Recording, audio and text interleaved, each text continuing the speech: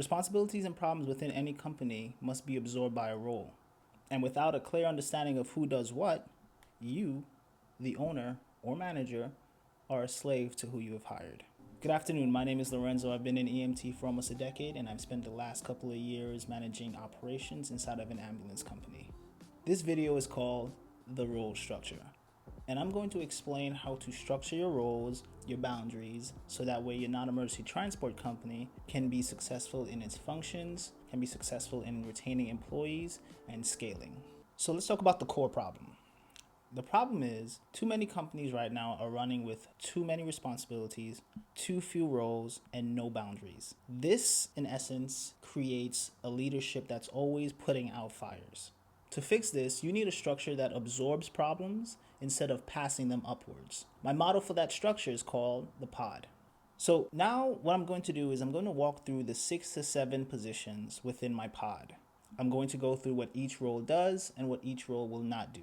For this, I'm going to start from the bottom up because the foundation is the most important part. And we're going to start with the E.M.T. The E.M.T's primary responsibilities are executing transports and patient care, maintaining PCR accuracy, track and care for equipment on ambulance, and upholds the culture through behavior. This role should not handle information flow, for example, information from other facilities that our managers need to know or their supervisors need to know. They do not handle vehicle maintenance that's outside of their scope, and they will not reroute patients.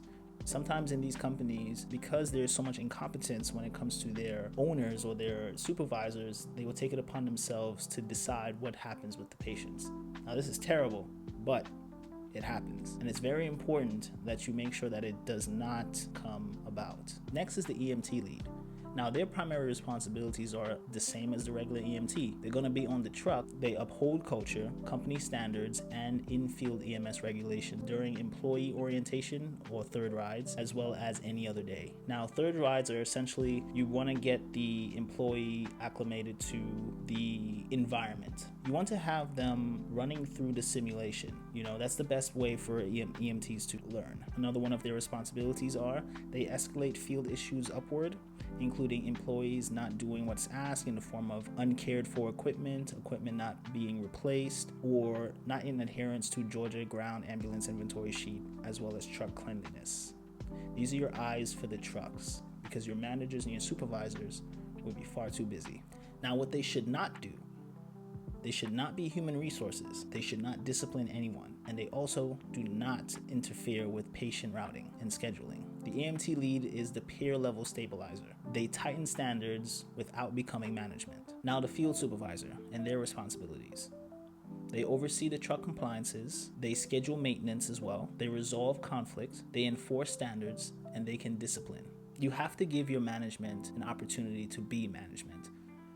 There is so much fear within this industry when it comes to the individuals that they hire because there's no standard. They don't give power to the individuals that they hire into the position, which makes them essentially slaves. All responsibility, no upside. Now, there's an added bonus for these field supervisors for them to look into. So, for example, if the company outsources billing, the supervisor also audits PCRs for accuracy and compliances. Now, they should not handle dispatch. They should not routinely cover shifts and or become backup for chronic staffing gaps. The supervisor is the first layer that absorbs people's problems. So they don't escalate to the manager unless it's necessary. Now, the dispatcher. Now, their primary responsibilities are building routes, manages real-time adjustments, controls communication flow between the crews, the facilities, and the office. They answer inbound calls. Basically, they're the voice that the outside world hears. Now, what they should not do, they should not handle HR, they should not handle discipline, and handle any critical decisions.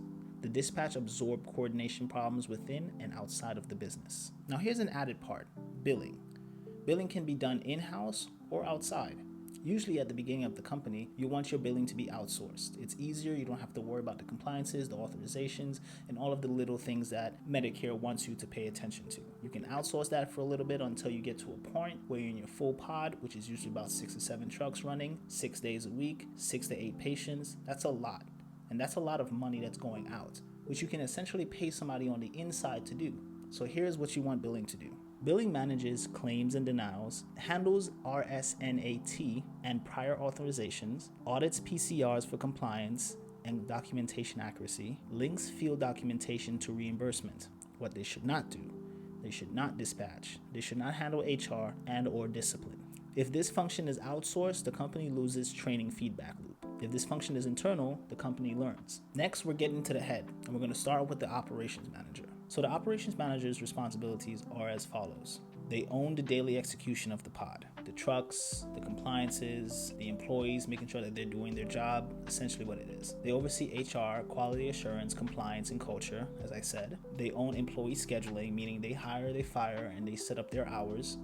They integrate information so that way the business runs well as a unit, and they obtain and manage payer relationships and major contracts. What this role should not do: they should not function as a backup labor except for in true emergencies. And you'll know what the true emergencies look like. They're essentially people calling out and people being sick, and they do not do the work of their direct reports. At any point in time, if you find yourself as a manager doing the work for your subordinates, you've hired incorrectly and you don't have a system for them to learn, which is an issue in itself. Finally, the owner. The owner's primary responsibilities in this situation is providing capital, maintaining compliance and licensings for the entire business, sets a direction for expansion. What they should not do is dispatch, run HR, do QA, cover shifts, micromanage operations. Owners should own strategy, compliance, and licensing. They should not get into the day-to-days. If they are, serious problem with the hiring. Roles bestow identity, a sense of belonging, and the pod model creates a home for these types of functions. When there's no adherence to it, the problems get passed upward, slowing growth, slowing scale, and eventually leading to a dead end. Thank you for watching. This has been The Role Structure, a well-ran non-emergency transport company. I'll see you guys in the next one.